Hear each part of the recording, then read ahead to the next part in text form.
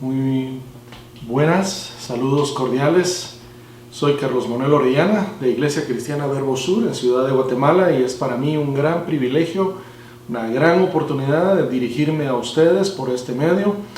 Hemos estado durante estas semanas de marzo, abril y ahora mayo de 2020 en una serie de mensajes dominicales que tiene como propósito edificar su vida, tiene como propósito hablarle la palabra de Dios, y es mi deseo que el mensaje de hoy cumpla su propósito.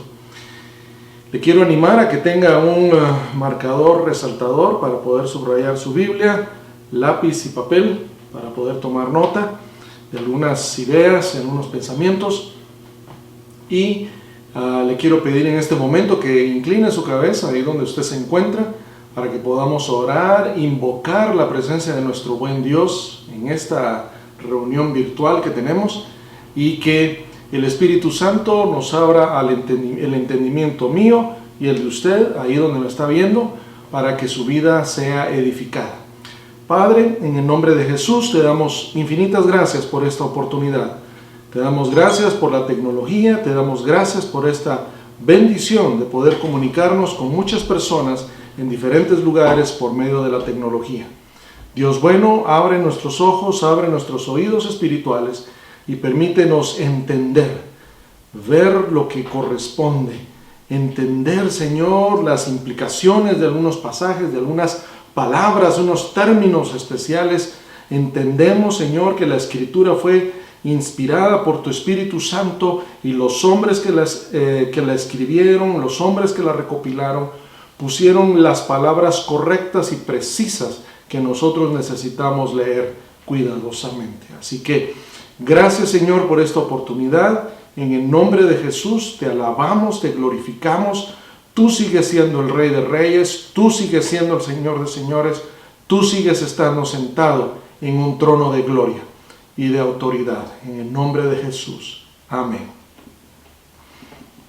Muy bien. Entonces, hoy queremos platicar con ustedes de algo que ha tocado mi corazón a lo largo durante la semana, cuando tengo que salir a hacer mis mandados y mis asuntos.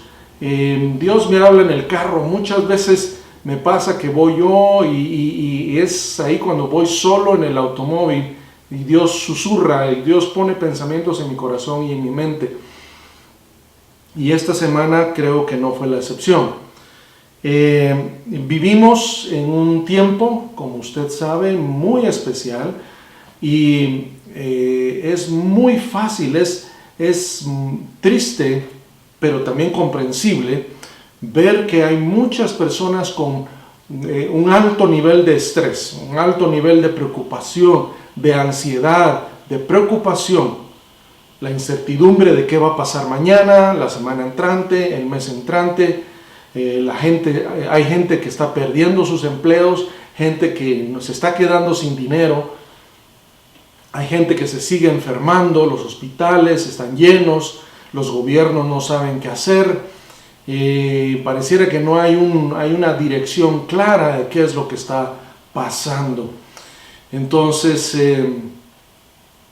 si usted tiene temor, si usted tiene angustia en su alma, en su corazón, este mensaje es para usted. Y deseo que el Señor le bendiga y le fortalezca. De verdad, en el nombre de Jesús, agárrese de las promesas de la divina palabra del Señor, y que sean sus salvavidas, eso que lo mantenga a flote. Si usted está viendo este mensaje, muy precisamente es porque usted anhela escuchar la voz de Dios, necesita escuchar palabras de ánimo, palabras de fortaleza, palabras de fe. Y es mi deseo ser un instrumento útil en las manos del Señor para que eso ocurra. Quisiera, por favor, que me acompañe en esta ocasión. Vamos a leer Mateo capítulo 16. Vamos a tomar nuestra lectura bíblica central. Va a estar en el capítulo 16 del Evangelio según San Mateo, a partir del versículo 13 en adelante. Aquí nos habla de que Jesús con sus discípulos fueron a la región de Cesarea de Filipo. Cesarea de Filipo era una ciudad que fue edificada a las faldas más o menos o bastante cerca del monte Hermón en el norte de Israel. He visto algunas documentales de la Tierra Santa y es un lugar donde hay manantiales de agua natural. Y es un lugar para hacer turismo en la actualidad en Israel, queda en el norte. En ese entonces, en la época en que Jesús estaba con sus discípulos, Cesarea de Filipo se caracterizaba, entre otras particularidades, de que tenía dos templos. Había un templo en honor del dios griego Pan, así como se oye, P-A-N. Esta era una deidad griega a la cual los pastores, digamos, era el santo, si me permite usar esa palabra, era la divinidad relacionada a los pastores y a los rebaños. Pero también se le conocía como el dios de la fertilidad y la sexualidad masculina. Y entonces había gente que viajaba a Cesarea de Filipo a rendirle honor a este dios Pan. Los romanos representaban a este dios griego como a un fauno, un ser mitad cabra, mitad humano. Probablemente usted ha visto películas donde está este tipo de seres mitológicos. Y el otro templo, entre los templos que existían en ese lugar, era que había un templo dedicado a Augusto César, el emperador romano de esa época, o uno de los emperadores romanos de la época. Y entonces, con esa información arqueológica, histórica, yo quiero que empecemos a leer para que usted empiece a armar en su mente lo que yo quiero comunicarle en este día. Versículo 13 del capítulo 16 de Mateo dice: viniendo Jesús a la región de Cesarea de Filipo, preguntó a sus discípulos. ¿Qué es un discípulo? Un hermano, un amigo en Estados Unidos tiene esta definición como para un discípulo. Un discípulo es un aprendiz disciplinado. ¿Qué es un discípulo? Un aprendiz disciplinado. No solo es un aprendiz, no es solo alguien que tiene disciplina, es alguien que está en un proceso continuo de aprendizaje, pero le caracteriza la disciplina. Le preguntó Jesús a sus discípulos, a sus aprendices disciplinados, esta pregunta: ¿quién dicen los hombres que es el Hijo del Hombre? Repito la pregunta: ¿quién dicen los hombres que es el Hijo del Hombre? Y tome nota usted de que los judíos de esa época, la gente que le pedía a Jesús un milagro de sanidad, particularmente, o la gente que lo saludaba, se referían a él como el Hijo de David. El Hijo de David, claro, se refería a ese descendiente sanguíneo de David, del rey David, que iba a llegar a convertirse en el rey eterno de Israel. Era el que iba a liberar a la nación de Israel de sus opresores. Y judíos del tiempo de Jesús se referían a él como el Hijo de David, pero tenía una connotación nacionalista. Es decir, se sentían ellos orgullosos como judíos de decirle a Jesús, Hijo de David, recordando su linaje real, porque él era descendiente físico de David, pero también hablaba de que ellos tenían la esperanza en algún momento de que este Mesías rey, es decir, Jesucristo, iba a echar a los romanos de la tierra de Israel.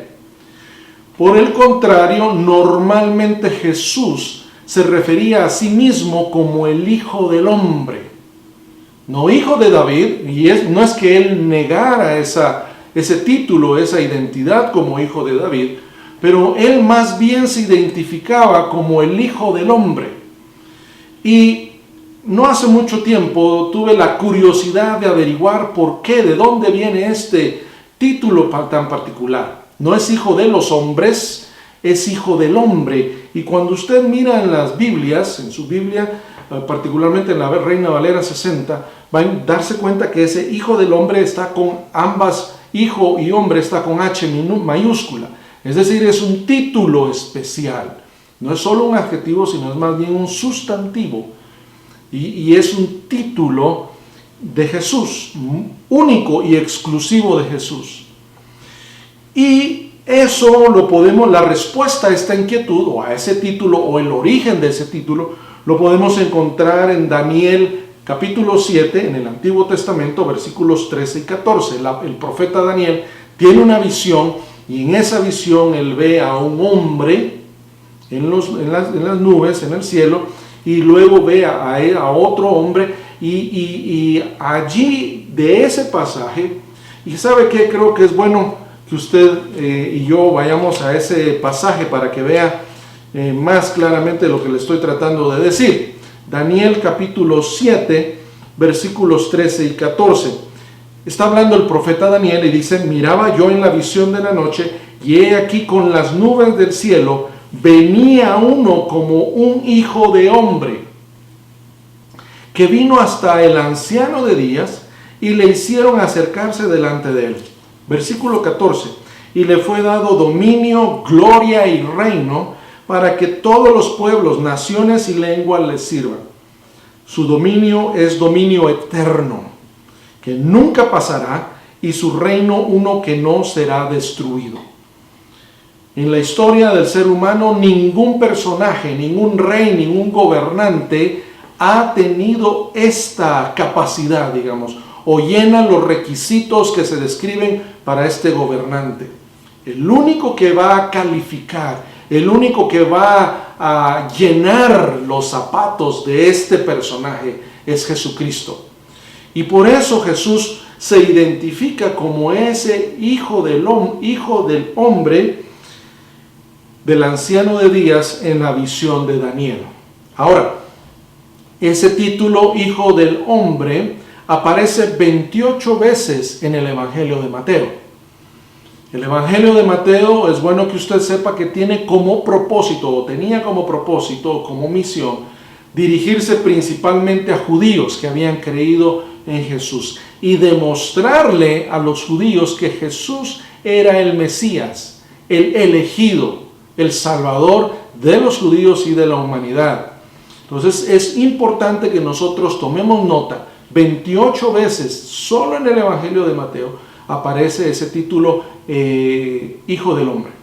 Ok, entonces sigamos con la lectura. Versículo 14. Ellos dijeron, unos Juan el Bautista, punto y coma, otros Elías y otros Jeremías, o alguno de los profetas. Jesús les dice: ¿y ustedes quién dicen que soy yo? Estamos viviendo tiempos, si usted quiere, dramáticos. Vemos las noticias en las redes sociales, vemos fotos, vemos videos, escuchamos rumores, recibimos mensajes de personas conocidas a nosotros que nos mandan videos de YouTube. En fin, hay una saturación de información en nuestro medio, y unos dicen una cosa, otros dicen otra cosa, que es una conspiración, que hay un grupo de personas que está confabulando, que está conspirando, las farmacéuticas, los gobiernos, la corrupción. Mire, hay muchas voces en esta situación. Pero en esta ocasión yo quiero preguntarle, para usted, ¿quién es Jesús? En medio de esta situación, ¿quién es Jesús para usted? ¿Es para usted Juan el Bautista, tal vez? ¿O es Elías? ¿O Jeremías? ¿O algún otro profeta de la antigüedad? ¿Quién es Jesús para usted? Porque esa pregunta nos va a resolver varias situaciones que se derivan de esto. y que nos ayudan en medio de esta situación que estamos viviendo. ¿Quién es Jesucristo para usted? Y entonces tenemos al hermano Pedro, hijo de Simón. Dice, respondiendo Simón Pedro, dijo, tú eres el Cristo, el Hijo del Dios viviente. Mire qué maravilloso. Yo creo que a todos hasta se nos pone, se nos eriza en la piel, ¿verdad? Hay algo que se nos conmueve dentro de nuestro corazón cuando leemos estas palabras tan hermosas que salieron de la boca de Simón Pedro. Tú eres el Cristo, el Hijo del Dios viviente. Y yo quisiera tomarme unos instantes para desarmar, si usted me permite, para analizar estas palabras. Primero le dice, tú eres el Cristo. Cristo es una palabra griega que significa lo mismo que la palabra Mesías. Mesías es de origen hebreo, es la transliteración de la palabra hebrea que significa elegido. Es decir, Cristo, Mesías, significan el elegido. Y entonces aquí Pedro le dice, tú eres el elegido, tú eres el Salvador, tú eres el prometido, tú eres el que cumple las profecías anunciadas por los profetas de la antigüedad. Tú eres ese personaje, tú eres el Hijo del Hombre, el de la visión de Daniel, tú eres ese. Y la segunda parte dice, y no solo eso, eres el Hijo del Dios viviente. Recuerde usted que le acabo de decir que en esa ciudad habían varios templos paganos, en Cesarea de Filipo, pero habían dos en particular. Y uno de ellos era Pan, este dios de forma de un fauno, y el templo de César Augusto César. Tenemos que recordar que para los romanos y para la cultura, los emperadores eran semidioses que caminaban sobre la tierra. No eran solo personajes políticos, personajes militares o dirigentes militares, eran divinidades que caminaban entre los hombres.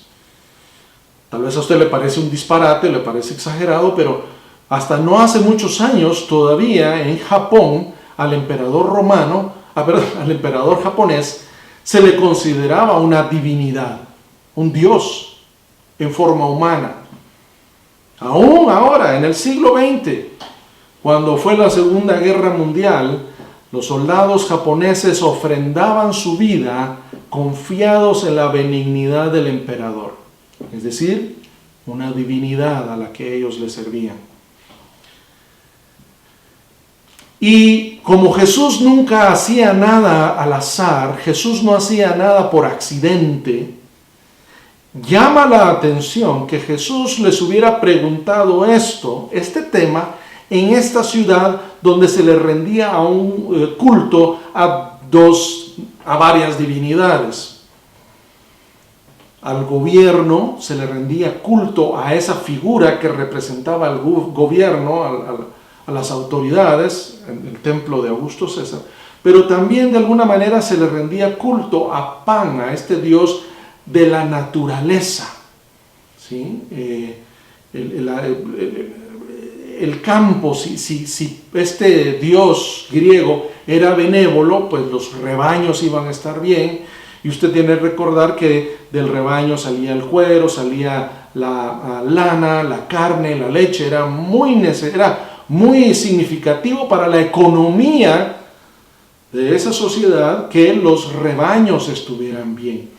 Y no solo eso también, sino aquí nos habla del dios que era el dios de la fertilidad y la sexualidad masculina. Entonces tenía implicaciones de descendencia, tenía implicaciones de futuro, tenía implicaciones de tener muchos hijos sanos, fuertes, varoniles.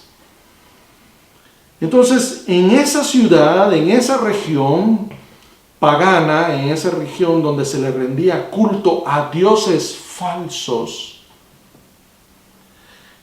Pedro le dice, tú eres el Cristo, tú eres el elegido, el Hijo del Dios viviente. no del Dios de barro, no del Dios de madera, no del Dios de metal, sino el verdadero Dios, al Dios viviente, el Dios que escucha, el Dios que habla, el Dios que mira, el Dios que sabe.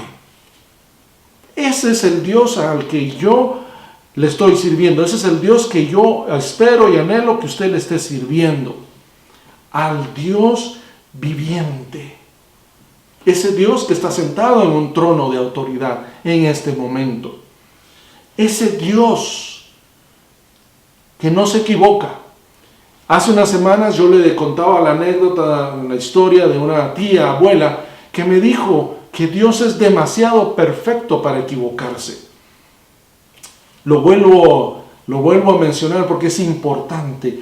Dios es demasiado perfecto para equivocarse. Entonces, versículo 17. Le acabo de más o menos dar una explicación de lo trascendental de la declaración, de las palabras de Simón Pedro. Y Jesús lo sabe y por eso le responde lo que le responde.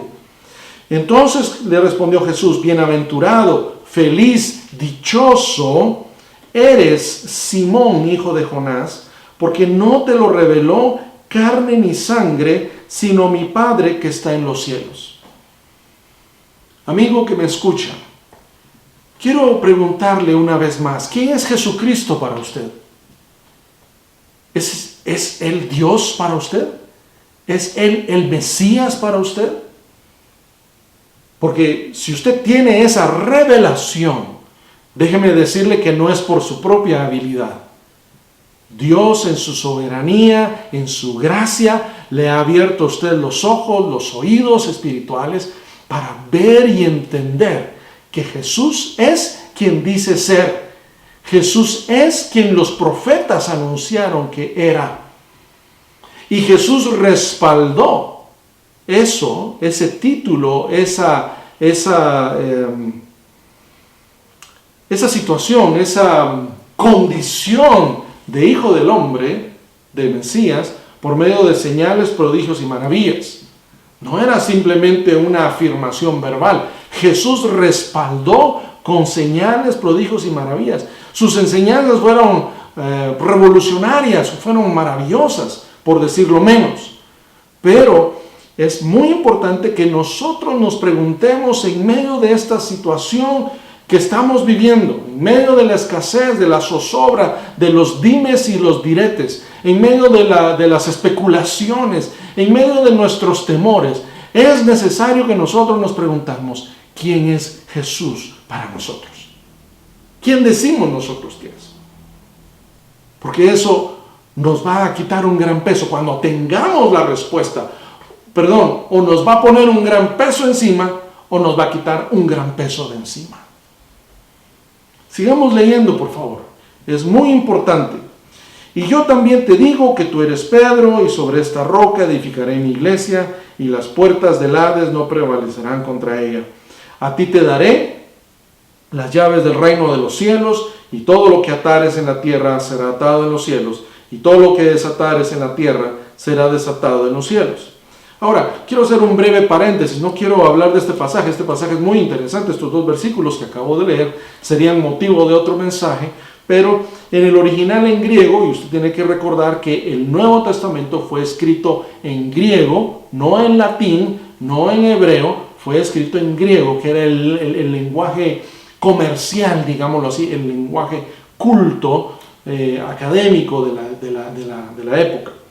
Y entonces este Pedro, la palabra es Petros, que es una piedra, un pedrusco, una piedra pequeña, mientras que donde dice sobre esta roca es Petra, es otra palabra. Son parecidas, pero son diferentes. Y Petros es una piedra pequeña, Petra es una roca, como las rocas que se utilizaban para el fundamento de los edificios y de las casas. Entonces, tenemos que tener cuidado ahí. Es muy interesante este análisis, pero hoy no tenemos tiempo para eso, pero quiero hacer mención de eso porque considero que es prudente, dado el contexto de lo que estamos hablando, la relevancia de Jesús en esta situación. Pedro fue Petros, Jesús, la roca, es Petra. Entonces, sigamos nuestra lectura. Versículo 20, entonces mandó a sus discípulos que a nadie dijesen que él era Jesús el Cristo. Mire que humanamente hablando, qué locura. Si cualquier agente de relaciones públicas le habría dicho a Jesús que le convenía a él que la gente supiera que él era el Mesías prometido. Pero Jesús, siguiendo las instrucciones del Padre Celestial, les ordenó a los discípulos que no revelaran, que no dijeran eso. Ya para entonces muy probablemente aún había muchos rumores y especulaciones de quién era Jesús entre los judíos. Y usted, pues, al principio de nuestra lectura de hoy ya nos damos cuenta, Jesús sabía esos dimes y diretes, esas especulaciones que había acerca de su ministerio, de su vida, de sus orígenes y de su destino.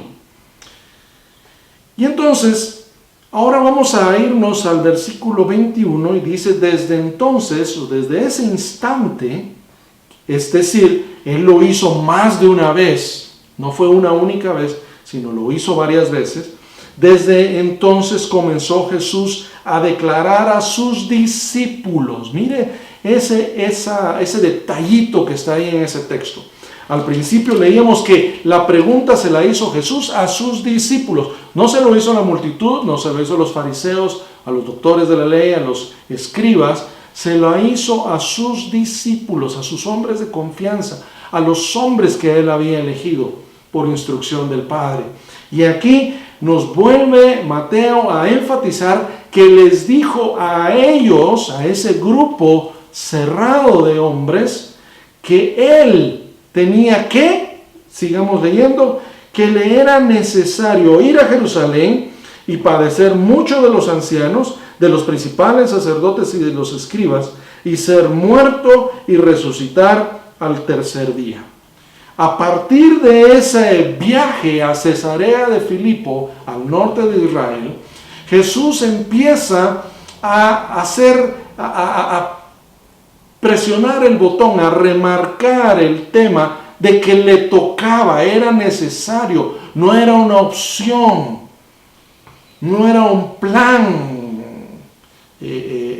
plan improvisado, era el cumplimiento, su nacimiento, su concepción, su vida, sus enseñanzas, todas las señales tenían como propósito y apuntaban hacia Jerusalén en la semana de la Pascua judía, el recordatorio de la liberación de Egipto. Todo apuntaba que ese día iba a pasar algo extraordinario en Jerusalén.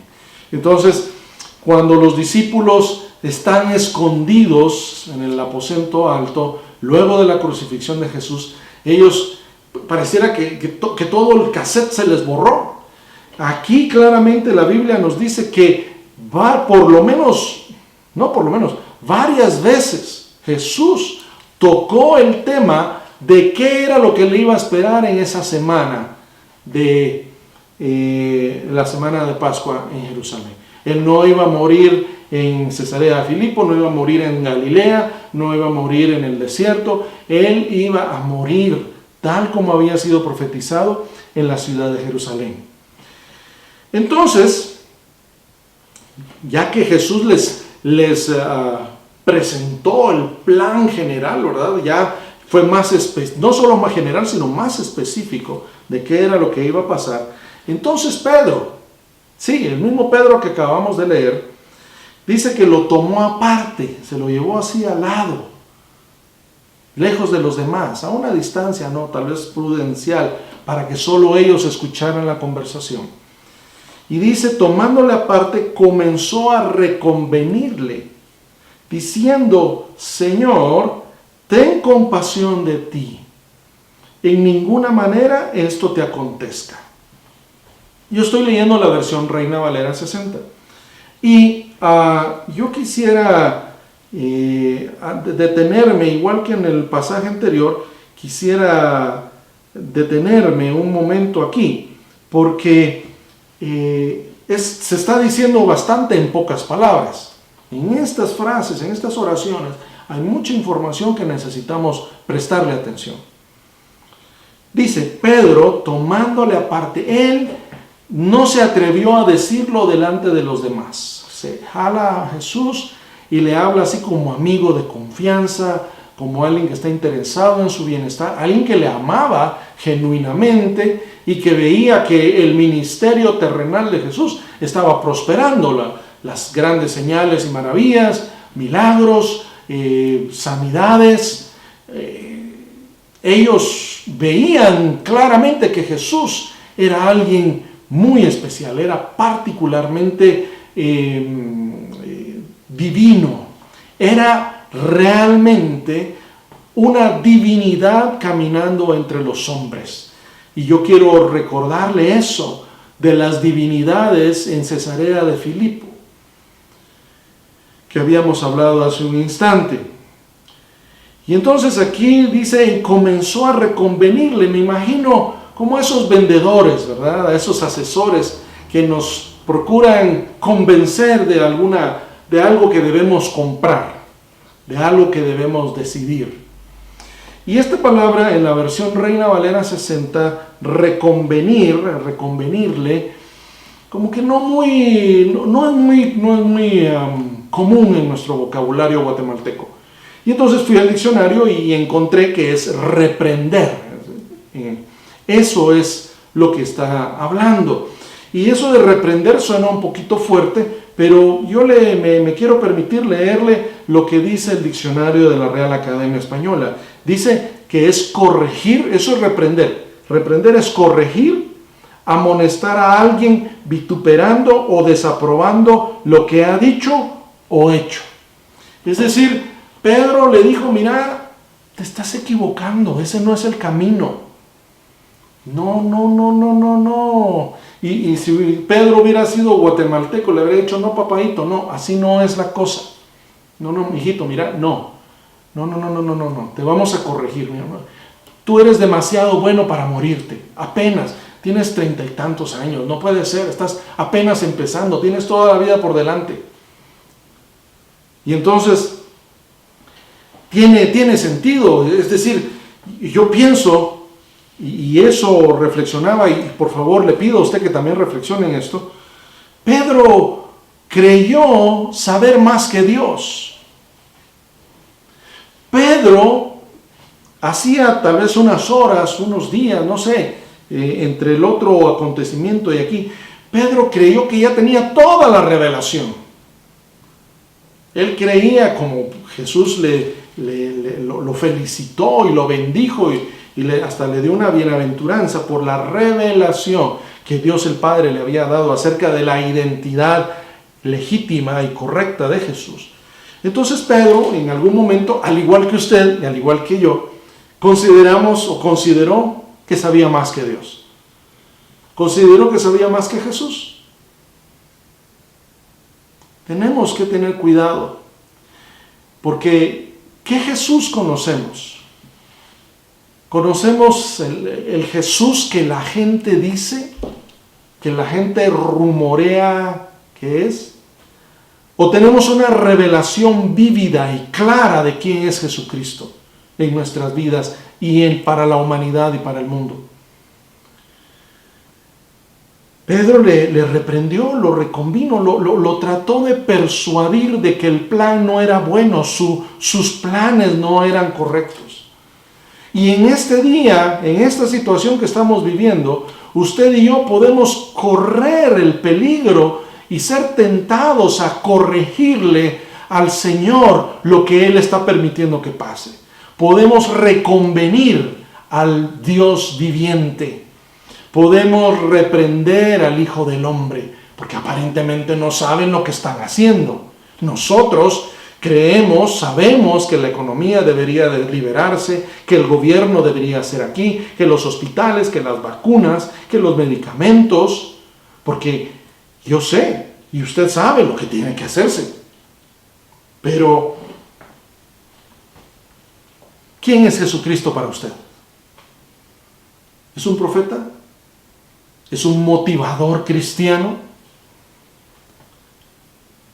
¿O es el Señor? Porque aquí vamos a seguir. Dice, a reconvenirle diciéndole, Señor, ten compasión de ti, en ninguna manera esto te acontezca. Y los que me conocen saben que yo menciono de tanto en tanto esa palabra Señor. En el español, nosotros hablamos de Señor refiriéndonos al señorío de Dios. Es un título de la nobleza, un título nobiliario de la realeza.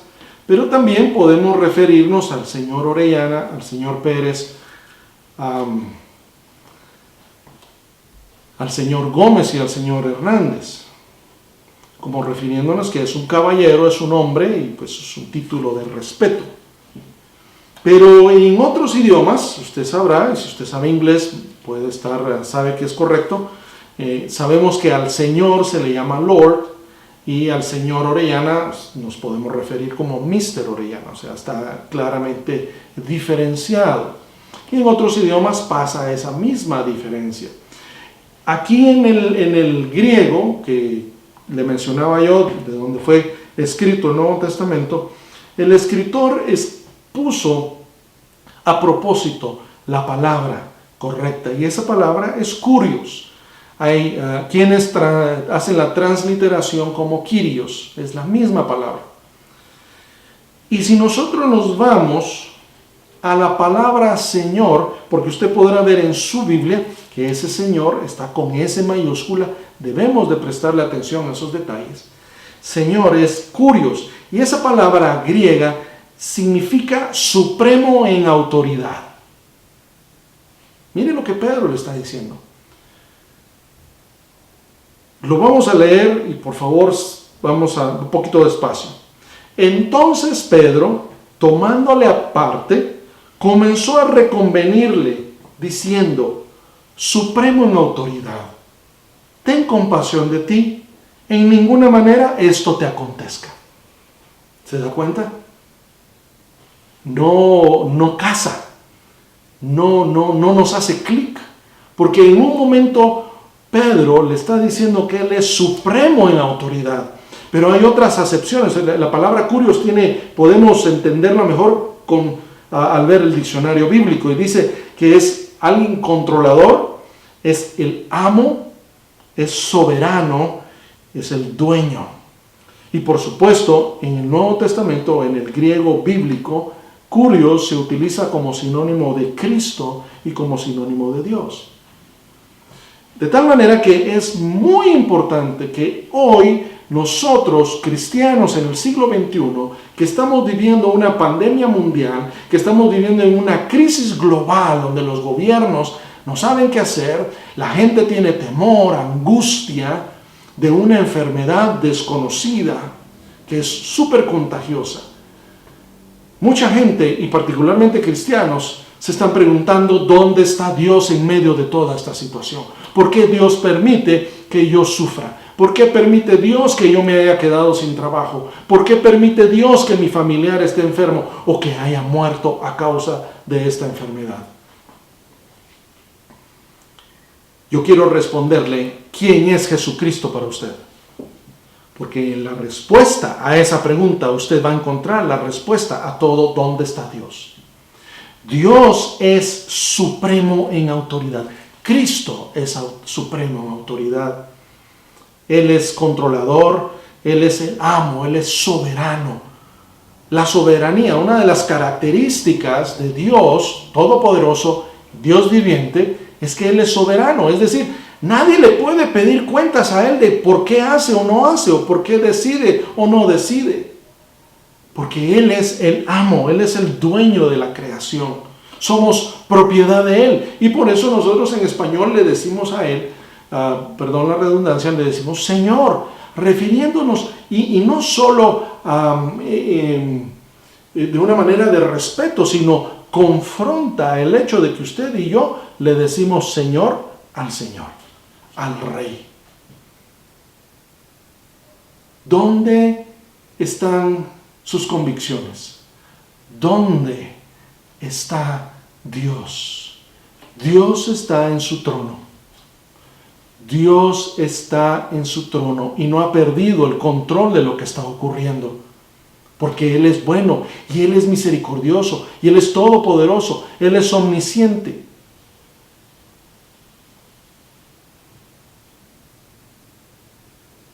Curios, yo creo firmemente que nosotros deberíamos de arreglar nuestras Biblias y poner curios para forzarnos a reflexionar en el título que le estamos dando al Señor. Curios es suprema autoridad. Él sabe por qué estamos viviendo. Estoy seguro que los cristianos que vivieron durante la Segunda Guerra Mundial se preguntaron esta misma pregunta: ¿dónde está Dios en medio de este sufrimiento? En las grandes hambrunas, en las persecuciones. De hecho, años después de que esto fue escrito, hace 2000 años, hubo una gran persecución por parte de las autoridades romanas hacia los primeros cristianos. Yo me pregunto, y habrá sido muy comprensible, de que los cristianos, antes de entrar al circo romano para ser muertos, se preguntaron: ¿dónde está Dios? ¿Por qué permite esto? Si yo lo estoy buscando, si estoy tratando de portarme bien. Y entonces, quiero avanzar con la lectura. Estoy deteniendo, pero ya usted me comprendió por dónde va lo que quiero compartir en esta ocasión. Pero él, sigamos ahí, versículo 23, pero él volviéndose dijo a Pedro: quítate delante de mí, Satanás, me eres tropiezo, porque no pones la mira en las cosas de Dios, sino en las de los hombres. Amigo que está viendo este video, ¿tiene usted puesta la vista en las cosas de Dios o en las cosas de los hombres? Naturalmente, lo más lógico, lo más inmediato es que nos ponemos a ver las cosas de los hombres. La economía, la comida, la salud, la vida, la muerte. Esas cosas son las que nos preocupan como seres humanos. Pero yo en esta ocasión quiero preguntarle: ¿quién es Jesucristo para usted? ¿Quién dice usted que es Jesucristo para usted? Porque depende de la respuesta. Yo también le quiero preguntar: ¿pone usted la vista en las cosas de Dios o pone usted la vista en las cosas de los hombres? Y no lo estoy regañando y no lo estoy acusando. Nuestra carne es débil, temerosos, somos cobardes. Y al ver que estamos viviendo en una situación para la que no estábamos preparados, claro que hay incertidumbre, claro que hay angustia. Pero sigamos leyendo.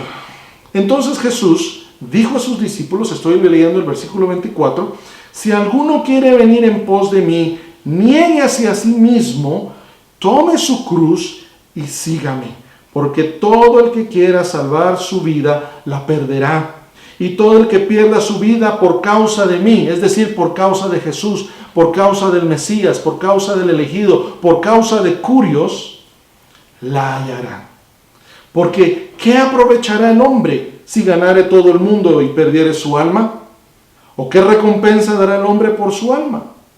Porque el Hijo del Hombre, mire, el Hijo del Hombre vendrá en la gloria de su Padre con sus ángeles, y entonces pagará, mire qué interesante el verbo que utilizaron aquí, pagará a cada uno conforme a sus obras, conforme a su trabajo. De cierto os digo que hay algunos aquí, de los que no gustarán la muerte hasta que hayan visto al Hijo del Hombre viniendo en su reino.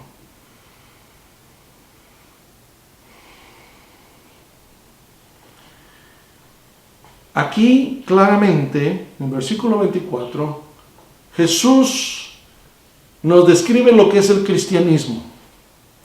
Cristianismo no es ir a la iglesia, aunque es importante y necesario. Cristianismo no es tomar nuestra Biblia bajo el brazo e ir a las reuniones. Cristianismo no es diezmar, aunque es correcto y es bueno y lo bendicen. No es eso cristianismo. Cargar una cruz, un crucifijo, no nos hace necesariamente cristianos. Jesús, cuando habló y les preguntó quién decían los hombres que era Él, y Pedro responde: tú eres el Cristo. Pedro describió ahí, porque estaba profetizado que ese Cristo, ese elegido, iba a salvar al pueblo del Señor. Y como una de las condiciones para salvar al pueblo, para redimir a los santos, era morir en la cruz. No era ir a dar un discurso al templo, no era convencer a los reyes o a los gobernantes romanos, era morir y derramar su sangre en la cruz. Vemos, él mismo describe el plan del Padre en el versículo 21. Jesús a declarar a sus discípulos que era necesario ir a Jerusalén y padecer mucho, y miren cómo lo enfatiza, padecer mucho de los ancianos, de los principales sacerdotes y de los escribas, ser muerto y resucitar al tercer día. Lo más importante en este momento, amigo que me está viendo y me escucha, no es la crisis. Lo más importante en este momento no es la economía, no es ni siquiera la vacuna para el virus. Lo más importante para nosotros los cristianos el día de hoy sigue siendo la cruz. El día de hoy es necesario que recordemos, que regresemos a la cruz, porque ese es el ministerio principal de Cristo. Esa fue su misión principal. ¿Sanó a los enfermos? Claro que lo hizo. Y Jesús puede sanarnos. Si usted o yo resultamos contagiados de este virus, yo estoy plenamente convencido que Él es capaz de sanarnos. Inclusive si usted o yo muriéramos por el virus, yo sé que Él es capaz de traernos de la muerte de regreso. Pero eso no es lo más importante. Lo más importante como cristianos es regresar a la cruz, voltear a ver a la cruz, porque la cruz nos da esperanza. La resurrección de Jesús que Él mismo anunció para cumplir las palabras dadas por los profetas, para cumplir el plan perfecto del Padre, tiene sentido. Nuestra fe se afirma en el momento en que volvemos nuestra vista hacia la cruz. Amigo que me ve, sí, estamos preocupados. Sí, no sabemos qué va a pasar en los próximos días. Pero lo que yo sí sé y le puedo asegurar es que Jesús sigue estando en control. Porque Él es Curios, Él es el soberano, Él es el supremo en autoridad. Y este virus no va a cambiar los planes de Él. Esto nos puede dar, si esto fuera una película, estas son las atracciones, los trailers, como le llaman en inglés, de lo que va a venir dentro de unos años.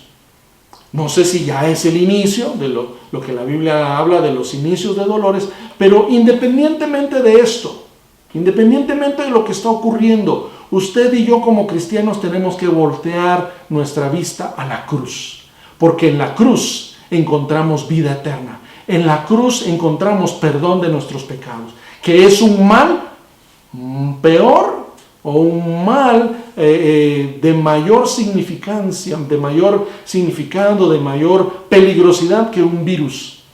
El pecado nos lleva a la vida, a la muerte eterna. Y es en la cruz donde encontramos el remedio a esa situación. El tiempo se me está acabando. Versículo 24. Entonces dijo Jesús a sus discípulos: si alguno quiere venir en pos de mí, es decir, quiere ser mi discípulo, quiere seguirme, quiere ser mi aprendiz disciplinado, niéguese a sí mismo, niegue sus instintos animales, sus instintos primarios, sus instintos de supervivencia, y tome su cruz y sígame. Y tome su cruz era una expresión donde claramente dice: ven a morir conmigo. El que tomaba su cruz sabía lo que le esperaba: la muerte, y una muerte cruenta, una muerte desagradable, una muerte que tenía como propósito sembrar el terror y el temor en la población de parte del gobierno romano. Y ahora el gobierno, a propósito, sin querer, no sé, ha sembrado por medio de los reportes y las cadenas nacionales y los números que nos dan, ha sembrado temor, angustia, ha aterrorizado a nuestra población. Y por eso, en este día yo quiero enfatizar: volvamos a la cruz, volvamos a lo básico, Volvamos al propósito del ministerio de Jesús en la tierra. Quiero terminar este tiempo, esta reflexión, leyendo la letra de un canto que llegó a mi vida hace ya unos años. Originalmente está escrito en inglés y voy a leer una traducción libre que hice de la misma. Mientras lo leo, y espero tener la gracia y la habilidad de poder transmitir el mensaje de estas palabras, pregúntese, ¿quién es Jesús? Yo creo que Jesús es el Hijo de Dios, es el Mesías prometido, que fue muerto de acuerdo a todas las profecías que se dijeron acerca de él, que estuvo muerto, que resucitó al tercer día y que ha ascendido a los cielos y está sentado a la diestra de Dios Padre y va a regresar una segunda vez como el Rey de Gloria. Ese es el Jesús en el que yo creo. Y es mi anhelo que usted también deposite su confianza en ese Jesús, que tiene poder sobre la muerte y sobre toda circunstancia que nos rodea en nuestras vidas. Así que procedo a leer. Nosotros recordaremos la cruz, levantada en alto sobre una colina. Recordaremos la pérdida que tuvo Cristo allí y la sangre que aún limpia. Toda la maravilla de su sufrimiento y la corona de dolor que Él vistió. Recordaremos a la cruz de nuestro Señor. Nosotros regresaremos a la cruz, al lugar de sacrificio.